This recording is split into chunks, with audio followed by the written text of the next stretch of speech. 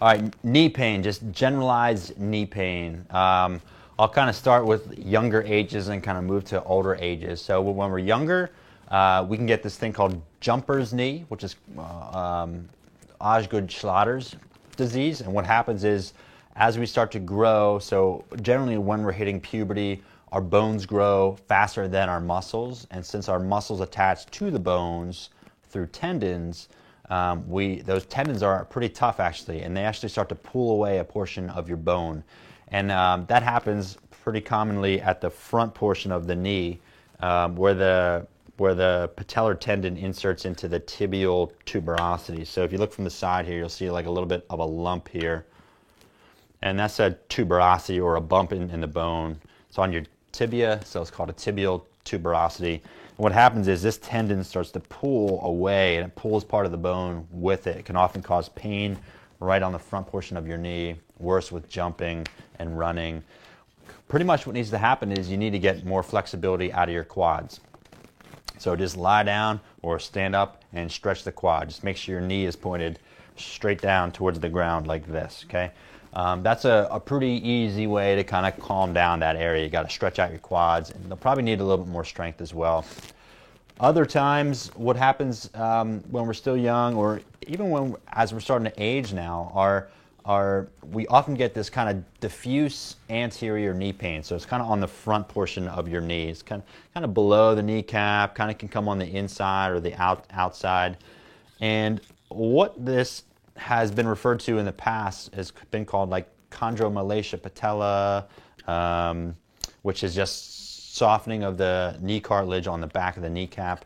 And old school mentality thought that your patella was moving abnormally on the femur, like that. Okay, so there's abnormal stress there. And then what we've kind of found out relatively recently is that through these special tests called a functional MRI, where they actually can take an MRI of you while you move in it, is they can actually see your femur is abnormally rotating under the kneecap, like this. So it's causing, so this is your femur, this is your kneecap, your femur is rotating underneath your kneecap, and that comes from weak hips. So you might have weak hips if you kind of stand, if you stand up, you look in the mirror and you kind of squat down on one leg, and you either see your pelvis drop or your knee collapse inward like that. That's not good. That means your hips are probably weak.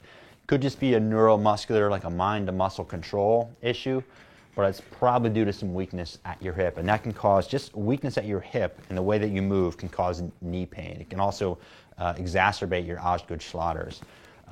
Weakness at the hip, it's not just causing altered stresses behind your kneecap, it's also causing altered stresses on your tibia and on your menisci in your knee. So you can also get a meniscal tear.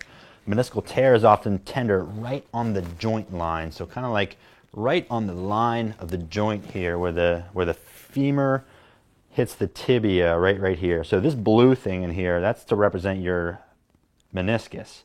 And this is the line between the joints. It kind of sits in between the joints. And if you're doing a lot of twisting like this can wreak havoc on that meniscus.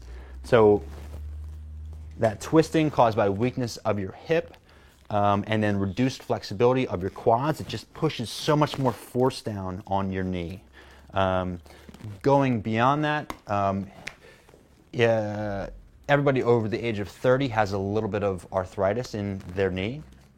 And so if we kind of use this example again, there's muscles that come down, right? And they kind of cover this whole area here, and they come up from the bottom, and they cover the hamstrings, the calves, quads, the hamstrings. They all kind of cover this. And if those muscles are tight, what they do is they compress your joint more. And that compression over time can cause the loss of cartilage on the ends of the bones to wear out. It also can wear out your meniscus as well, your menisci. And then eventually you're just going to be rubbing bone on bone, and that's known as arthritis. So arthritis is just inflammation of your joint. And it can be fixed, or your pain can be drastically reduced by getting the proper rehab to stretch out your quadriceps, stretch out your hamstrings, strengthen up your hips, giving you greater control of your knee. A lot of knee problems can can be can be cured or lessened dramatically just by having a good examination from a PT who can do a total body exam on you and find out what areas need to be addressed. So those are just some common issues with knee pain, some Osgood-Schlatter, some patellar tendonitis also, some meniscal problems, and then arthritis. So those are just a couple.